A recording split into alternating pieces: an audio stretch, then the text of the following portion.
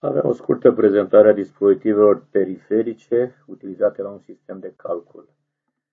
Există trei categorii, prima fiind dispozitive periferice de intrare, sunt dispozitive periferice care permit introducerea datelor într-un calculator. Dispozitive periferice de ieșire sunt dispozitivele periferice care permit livrarea informațiilor din calculator după ce a fost procesată. Există și o categorie mixtă, care sunt dispozitive periferice de intrare, respectiv de ieșire.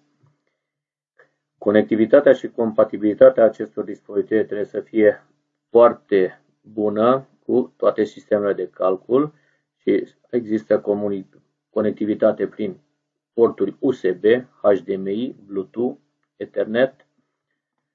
Securitatea și îngrijirea dispozitivelor este foarte importantă pentru a putea fi utilizate ușor de la un dispozitiv la altul în cazul în care avem nevoie să le înlocuim.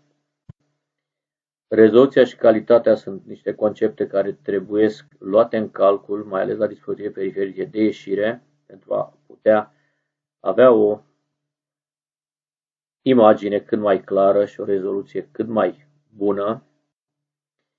Iar din punct de vedere al clasificării și identificării, în momentul când identificăm un dispozitiv, trebuie să știm numele dispozitivului, tipul lui, dacă este de intrare-ieșire sau intrare-ieșire, funcția principală a dispozitivului, exemple de utilizare, cum îl folosim în viața reală, pentru ce modalitate de conectare există și compatibilitate cu sistemul de operare.